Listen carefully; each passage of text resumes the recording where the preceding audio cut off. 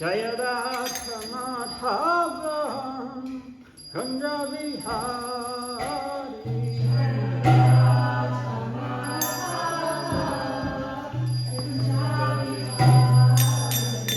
Jaya Radha Madhava Kunja Vihari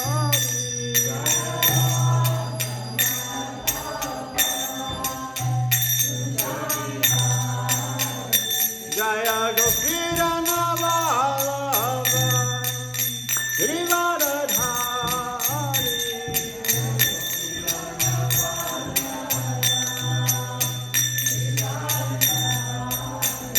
Jaya Gopira Navalava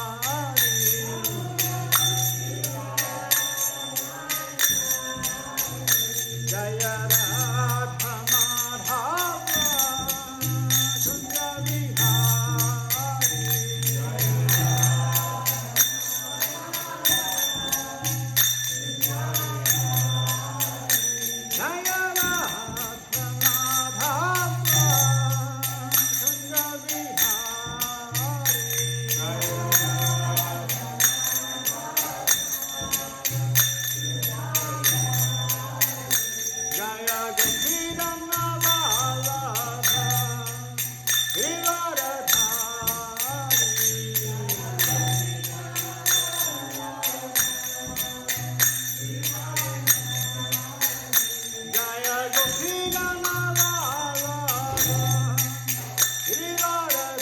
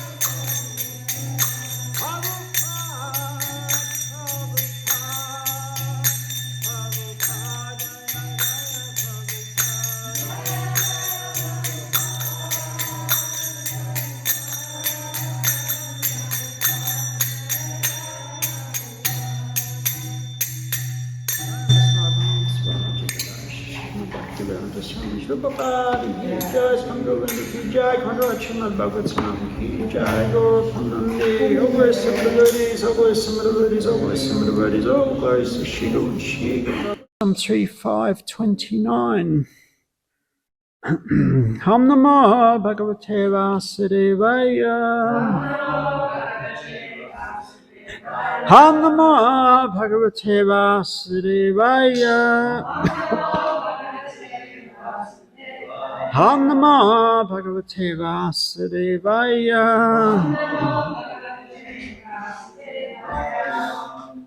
Mahatatvan Vikurvanad. Aham Tatvam Vyajayata. Kaya Karana Karatma. Bhutendriya Manomaya. Vaikarikas Taijasascha. Tamasas Chetyaham Trida. Mahatattva Vikurvanad. Aham Tattvam Vyajayata. Kaya Karana Karatma. Bhutendriya Manomaya. Vaikarakas Taijascha. Tamasas Chetyaham Chida.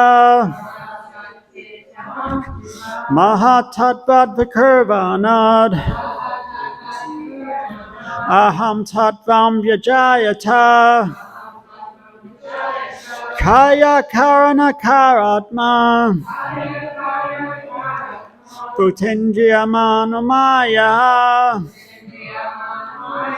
Vaikarakas Taijascha. Tamasas Chetyaham Chida.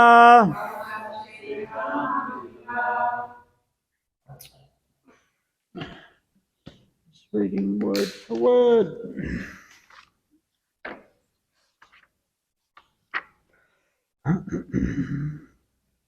Mahat, the great. Tattva, from the causal truth. The Kurvanat, being transformed. Aham, false ego. Tattvam, material truth. Vijayata, became manifested. Kaya, effects. Karana, cause. Karya, doer. Atma, soul or source. Bhuta, material ingredients. Indriya, senses. Manomaya, hovering on the mental plane. Vaikarakas, the mode of goodness. Tejasaha, the mode of passion. Cha, and. So I haven't got my glasses. Tamasaha, the mode of goodness. Mode of ignorance. Cha, and. Iti, thus. Aham, false ego. Chidaha, three kinds. Translation per Bhakti Sesi Bhaktivedanta Swami Srila Prabhupada ki jai. Translation: Mahatattva, or the great causal truth, transforms into false ego, which is manifested in three phases: cause, effect, and the doer. All such activities are on the mental plane and are based on the material elements, gross senses, and mental speculation. The false ego is represented in three different modes: goodness, passion, and ignorance. Purport: a pure living entity in his original spiritual existence is fully conscious of his constitutional position as an eternal servitor of the Lord. All souls who are situated in such pure consciousness are liberated, and therefore they eternally live in bliss and knowledge in the various Vaikuntha planets in the spiritual sky. When the material creation is manifested, it is not meant for them. The eternal liberated souls are called Nitya Muktas, and they have nothing to do with the material creation. The material creation is meant for rebellious souls who are not prepared to accept subordination under the Supreme Lord. This spirit of false lordship is called false ego. It is manifested in 3 modes of material nature, and it exists in mental speculation only. Those who are in the mode of goodness think that each and every person is God, and thus they laugh at the pure devotees who try to engage in the transcendental loving service of the Lord. Those who are puffed up by the mode of passion try to lord it over material nature in various ways. Some of them engage in altruistic activities as if they were agents appointed to do good to others by their mental speculative plans. Such men accept the standard ways of mundane altruism, but their plans are made on the basis of false ego. This false ego extends to the limit of becoming one with the Lord. The last class of egoistic conditioned souls, those in the mode of ignorance, are misguided by identification of the gross body with the self. Thus, all their activities are centered around the body only. All these persons are given the chance to play with false egoistic ideas, but at the same time, the Lord is kind enough to give them a chance to take help from scriptures like Bhagavad Gita and Srimad Bhagavatam, so that they may understand the science of Krishna and thus make their lives successful. The entire material creation, therefore, is meant for the falsely egoistic living entities hovering on the mental plane under different illusions in the modes of material nature. So,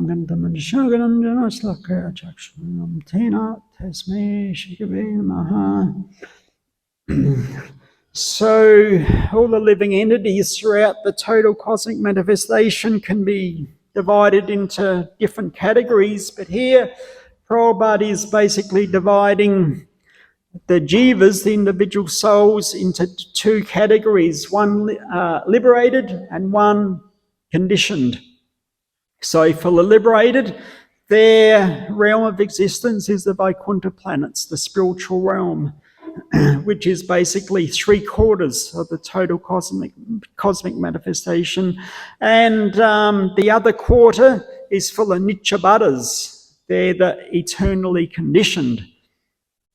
So this particular verse is more or less referring to the activities and the mentality and the misunderstandings of these Nityabadas, that they're caught up in the influence of their false ego. We know that the gross material body is made up of earth, water, air, fire, and ether. And within this gross material body is the subtle body made of mind, intelligence, and false ego. So this mind, intelligence, false ego is basically, within that subtle body is the jiva, is ourselves, the spirit soul. So under the influence of the false ego, we are identifying with this particular body and thinking that we are the body, and that we are trying to enjoy this material world through the material elements and through the senses. And as Prabhupada mentions, the influence of this false ego is divided into the 3 modes, the goodness, passion, ignorance. So sometimes the 3 modes are compared to the 3 primary colours. And we know what they are, right? Red and yellow, blue. So basically every shade of colour can be created by a certain combination of those 3 colours. So somebody who's an expert artist will be expert in that art, that whatever shade or colour they want, they can just mix a little of this and a little of that, and they'll get exactly the shade that they want.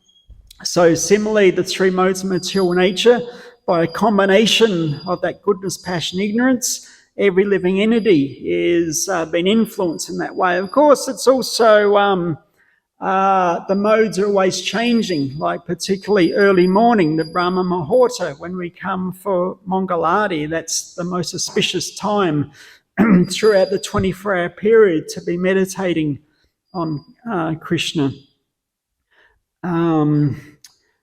So that's in the mode of goodness, but as the day progresses, becomes into passion. We're out and about doing so many activities, and as that becomes dark, the mode of ignorance becomes more prominent. So people are out trying to, clubbing and intoxication, all sorts of things, just during that influence of the mode of ignorance.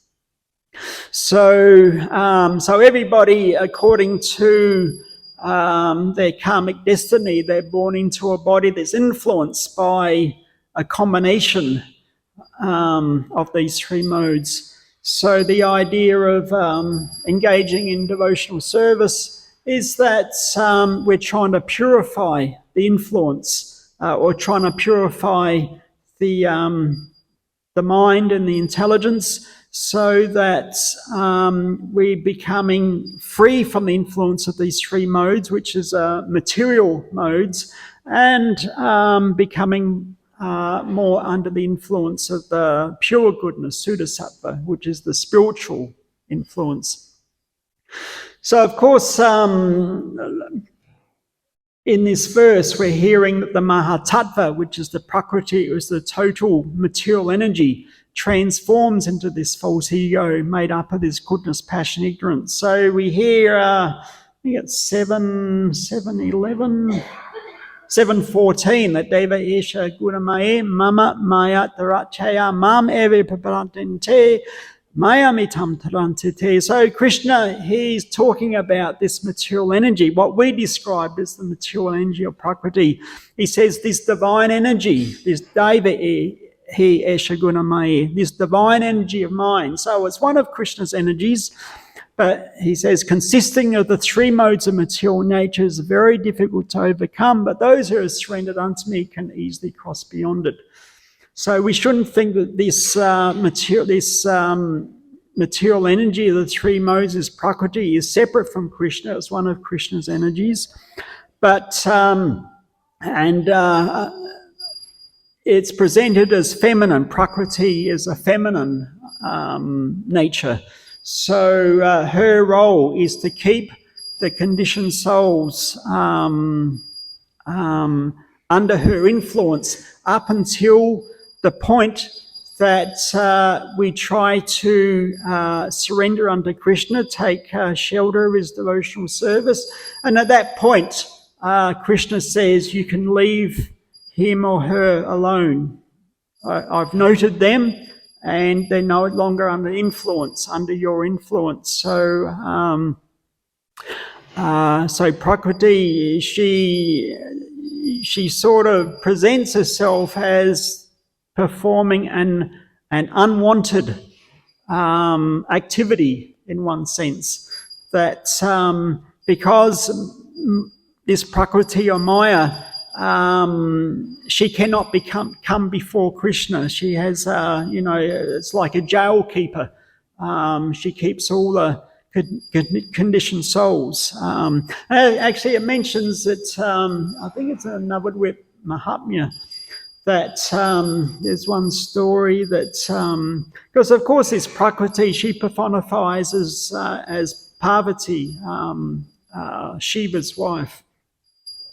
And she came before Krishna with tears in her eyes, saying that, everybody gets a chance to engage in your devotional service, but what about me? I have such an unwanted task to keep all the jivas conditioned, imprisoned within this world. And so she was lamenting like that. And so Krishna replied that he was very pleased with her attitude that she was lamenting in that way.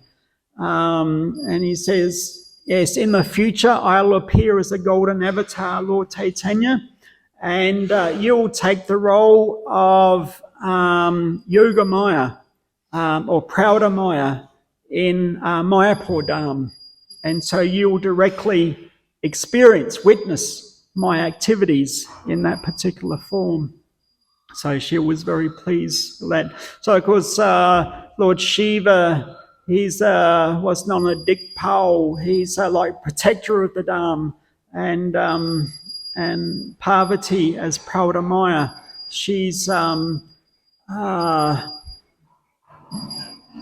keeping the Dham protected from unwanted or unqualified personalities. Everybody who enters in there is only by the mercy, the blessings of Parvati performing her particular service. But of course, the mood of that Mayapur Dham in the mood of Lord Chaitanya is of great beneficence. That basically Lord Chaitanya, he doesn't give conditions. We know in Bhagavad Gita, Krishna first gave the condition that Savadam Prichaja, that first you surrender, then I'll protect you. There's some condition there, but Lord Chaitanya, he gives no condition. Even like Jagai and Madai, he was happy to offer his mercy to everybody. And so a lot of these expansions, avatars of Krishna, they come with weapons. They have, work to do to annihilate the miscreants, etc. But Lord Chaitanya, he doesn't come with weapons. He said his only weapon is his beauty, and by his beauty, he's attracting everybody into his transcendental pastimes. So in this purport, Prabhupada is very much focusing on that those persons who are in the influence of false ego, with the three modes of material nature, they're very much on the mental platform. Again and again he mentions that under the influence of the mental speculation.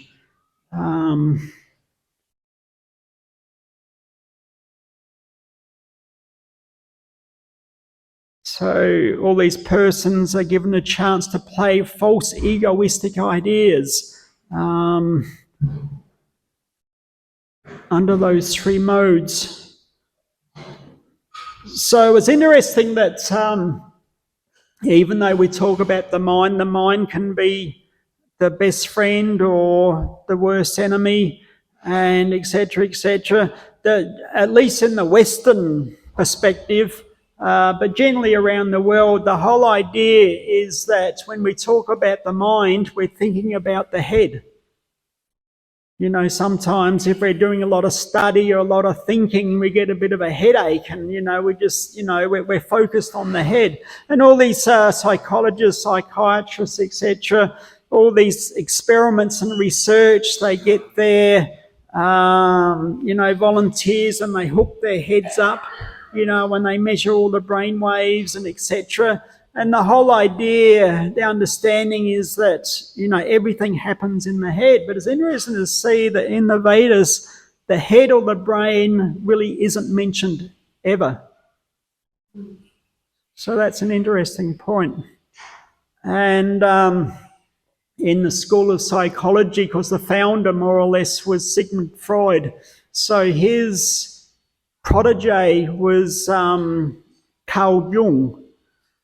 And so Carl Jung, he was interested in how different cultures think. He went around the world and was interviewing and doing research on different cultures. We know that, the Western culture, or Australians think different to other people who think different to other people. And then you get into indigenous cultures, they think completely different. Of course, most of the psychology experiments that you read about really pertain to Western university students. Basically because when someone is doing research, they need a cohort of volunteers to experiment on. And if you go on campus, getting university students is easy. You just put up a sign or you put on social media, we want so many volunteers. But it's not necessarily that everybody on the planet is thinking the same way as young university students. So anyhow, Carl Jung, that was his thing, that, how do different people think? So he was in the US and he was speaking to a group of Hopi Indians. And he was talking about, thinking in the mind, etc. And they sort of looked at him really like weird and, who is this person? And Carl Jung sort of noticed this. Oh, sorry, did I say anything wrong? I haven't offended you? And one of the Hopi Indians says, everybody knows we think in the heart. It's only a madman who has thoughts in the head. So this is the Vedic understanding also, that the mind is situated in the region of the heart. Mind, intelligence and false ego. So that the brain could be compared to like we're using a computer, but the computer isn't a personality. The personality who's using the computer, at least in this circumstance, is the jiva, myself. The computer is not thinking or feeling emotions. It's simply basically a machine. So the brain works in that same way. So there was, I think David Swami mentioned in one of his books that there was one university student in London who had some sort of health issue. Anyway, they did a scan of his brain. And to their great surprise, they found that his brain matter was only about 10% of what they would normally expect. In other words, he barely had a brain matter in his head. But despite that, he was a PhD student. So that obviously means that the brain isn't that important in that sense. That, we're talking about the mind,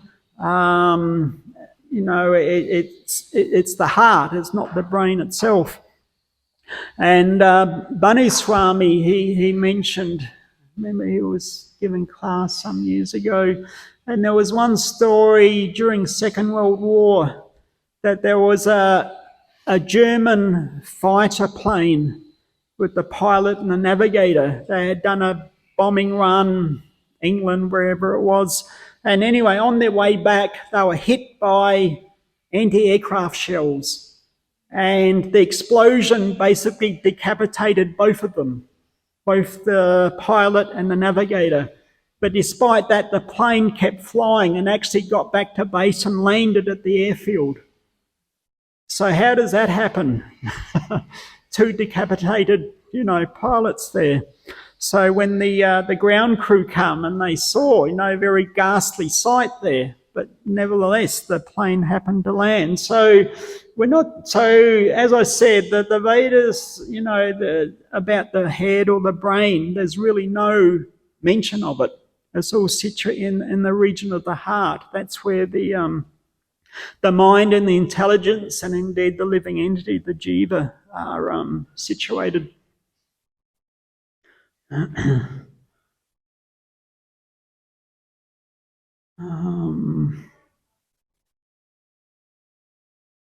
So this, of course, it's quite technical. There's many verses that we've covered and many to come talking about this Mahatattva. So this is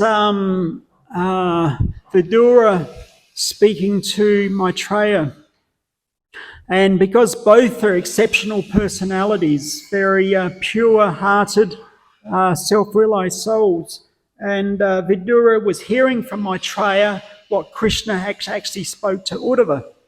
And so, you might have expected that Vidura wanted to hear about, Ras Leela, or all the, Krishna fighting the demons, or, all these really, exciting, dramatic pastimes. But actually, Vidura, he starts off, he wants to know about creation, So, we could question why that is. In a sense, I mean, Vidura, being a self-realized soul, could understand this whole creation process, but for our sake, he's giving that, he's questioning in that sense, that so that we can hear and try to get some understanding. But it is very technical to properly understand how it's all happening. But in the 11th canto, Lord Brahma, he says that the original Purusha avatar, Mahavishnu, of course we've got the three Purushas, Mahavishnu, and then Garbhodakshaya Vishnu and Karanodakshaya Vishnu, Chiradakshaya Vishnu. So these three Purusha avatars, one after the other, are responsible in manifesting the whole creation as it is in the material realm.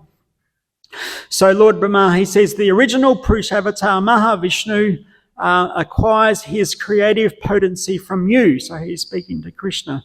From you, Krishna. He impregnates material nature, producing the Mahatattva. Then the Mahatattva, the amalgamated material energy endowed with the potency of the Lord, produces from itself the primeval golden egg of the universe, which is covered by various layers of material elements. So we know the process of creation, that out of the bodies of Mahavishnu, the golden eggs, round eggs of the universe is manifesting.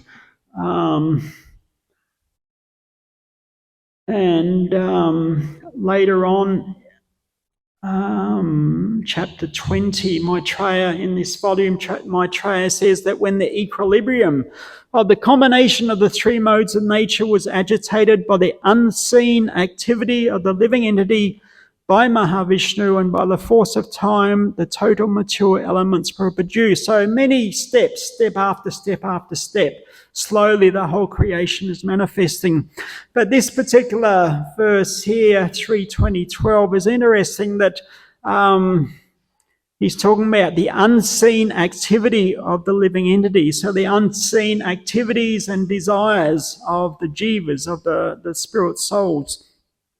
So when we talk about the creation of the universe, basically there's two purposes of the universe, of the process of creation. One is that due to this unseen activity of the living entity, they're desiring to enjoy separately from Krishna. So therefore, they need to be given, or Krishna fulfills their desire by giving them, their separate place. Because try to enjoy separate from Krishna, there's no place for them to do that in the spiritual realm.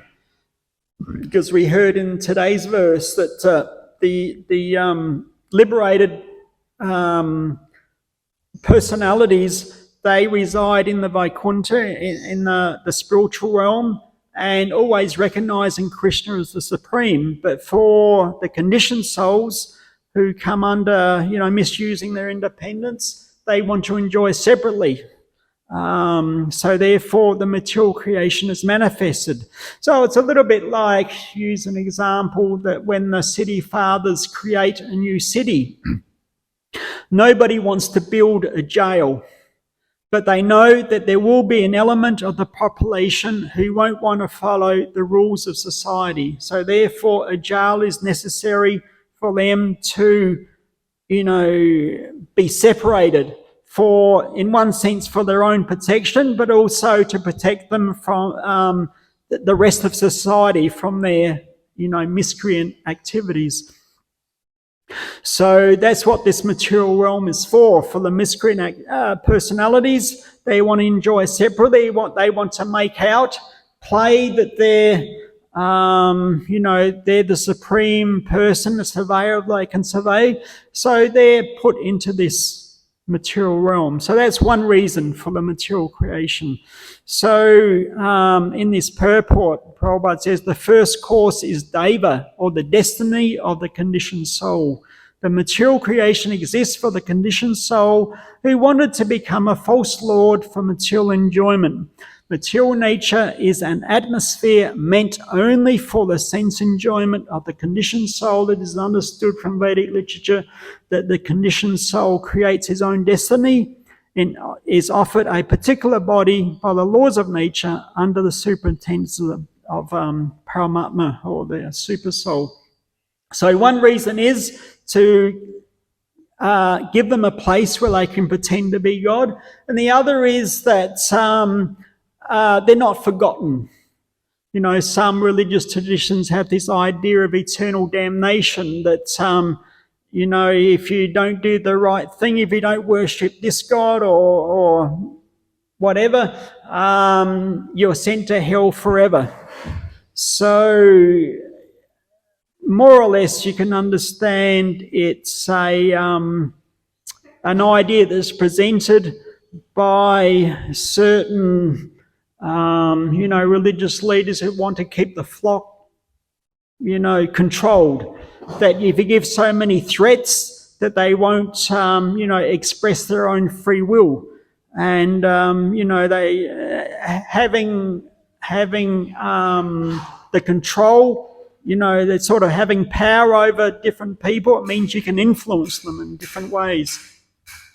So, but if you look at the nature of the material universe is temporary. Everything of matter is temporary. It has a beginning and an end.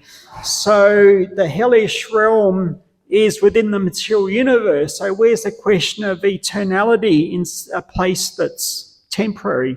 I mean, it's not logical.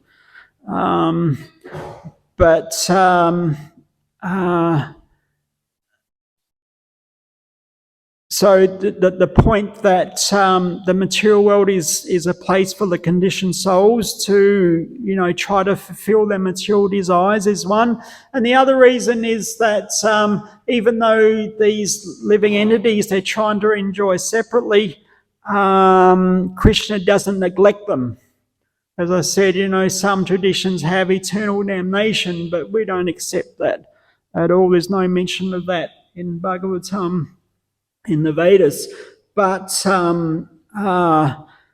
they're not neglected by Krishna. He comes with the living entity within the heart. Krishna within the heart is Paramatma, or super soul. So he's witnessing the desires and the wanderings and the activities of every living entity.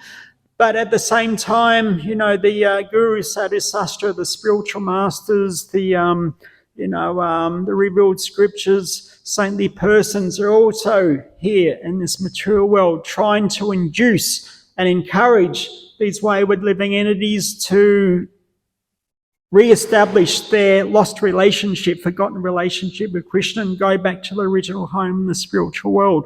So this human form of life is said to be the ideal vehicle within this material world to be able to achieve that, because there's not so much suffering and not so much enjoyment. It's a little bit of both. So if somebody who is living in the lap of luxury with unlimited wealth, and they're thinking, well, this world is a nice place. I can get everything I want. I can get every desire fulfilled. What is the incentive to try to get out of this realm? And on the other way, somebody who's constantly suffering in so many different ways, all they can think of is their suffering, and they can't think of anything higher. So, but this human form of life is a little bit of both. There's a little bit of suffering, but there's a little bit of enjoyment. So it's not too much enjoyment or too much suffering, but there's enough suffering to give an incentive. You know, there must be more about this existence. You know, is it simply just eating, sleeping, mating, defending? Is that all there is? And then we die. There must be something higher. So for those who develop that little bit more intelligence, basically through what's called agata sukriti, unknowingly perform pious activities, slowly the heart is purified, and eventually one comes to the point they're asking these more esoteric questions So, can present all these different ideas that what the Srimad Bhagavatam is presenting, and for those who develop a little bit of faith, they're able to understand and accept quite easily. But then in this material world, as we said, it's a place for those who want to enjoy separately and forget God. So therefore, they're questioning, well, who is God? Where is he? What's the proof that he exists? So one devotee, he presented the argument that to ask us to prove that God exists while refusing to engage in the process of devotional service, because of course Krishna says again and again and again that to understand God, it's done through the process of devotional service. When you're serving Krishna with his love, he reciprocates. He gives the understanding by which we can come to him. But to ask for proof, but refusing to engage in the process of realizing that proof, it's like asking a car dealer to prove, does the car work, without wanting to take a test drive. That was one analogy, that if you don't want to take it for a test drive, how is the car dealer going to prove that it works? In other words, you have to apply the process yourself. So our presentation is that if you want to understand God, you engage in devotional service and judge by the results. You don't want to do devotional service, you'll never get proof. So it's also why a person actually develops that belief of God. It's not so much I decide, or I do believe or I don't believe, but why is that belief there?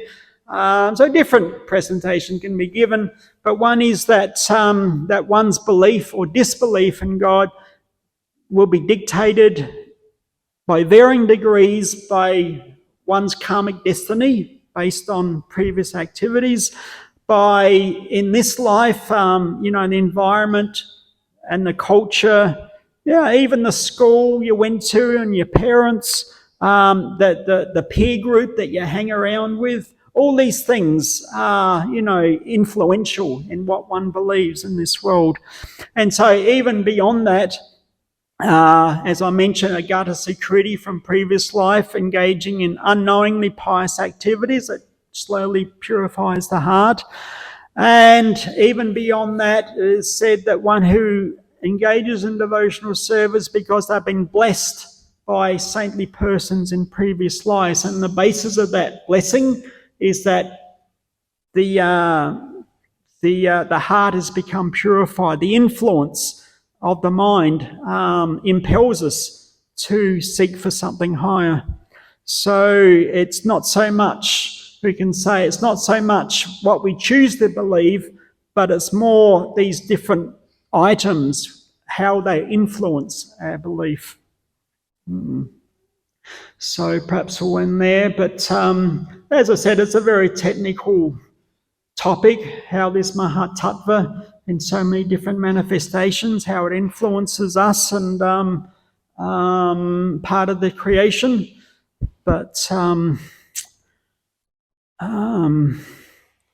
just through different simple examples, we can get a little bit of, inkling, understanding how we fit in with this Mahatattva, the material world and the total cosmic manifestation.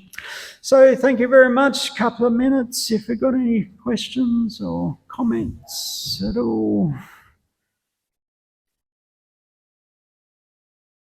Yes, Rupapu.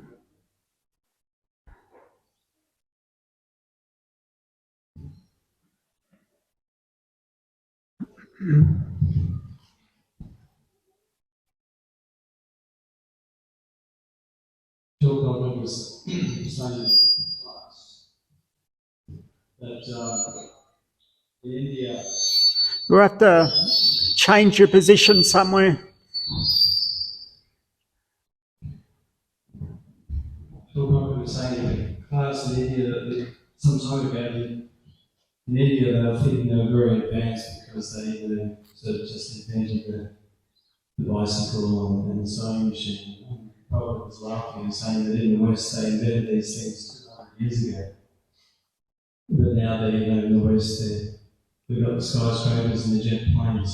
Prabhupada said that but they wasted, in the West, they're wasting so much energy, valuable energy in building these skyscrapers and jet planes, rockets, computers. But Prabhupada says, and they may be enjoying these things, thinking that, we're enjoying so many desires through building these things, but they can't stay. Prabhupada's conclusion was they can't stay, they're going to be kicked out.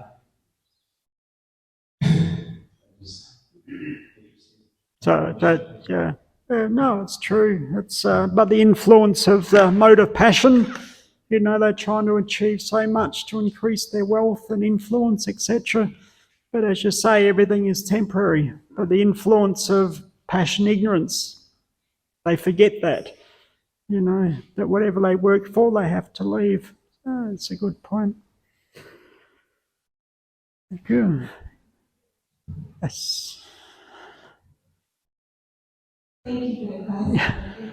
I just had a question. We were talking about Priti with Maya, how she was unable to approach Krishna and then as much as she could engage with him. Was she able to engage with him using other avatars? Well, just as manifestation of her energy, basically.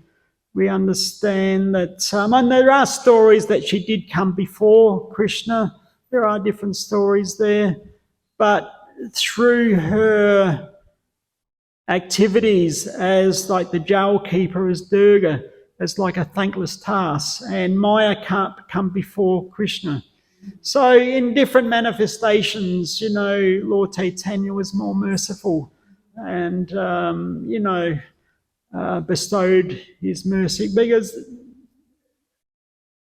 when Parvati come before Krishna, obviously she's Maya personified, but at that point she was able to, but it's someone sort of like someone who's a jail keeper. They wouldn't be the most popular person in society, or one step forward in the executioner. It's actually Satchidananda Maharaj. He's from Germany. His father was, during the Second World War, one of the official Nazi torturers of the POWs. So he wouldn't be the most popular person on the block. So it's a little bit like that sort of thing. That Maya, she's got a thankless task. And she was lamenting that she can't come before Krishna, at least in that form as Maya, So, but nevertheless, she was able to witness Lord Chaitanya. Lord Chaitanya gave her the benediction that you can witness my pastimes in the form of prouder Maya. So, yeah, all right, thank you very much. Prabhupada ki jai.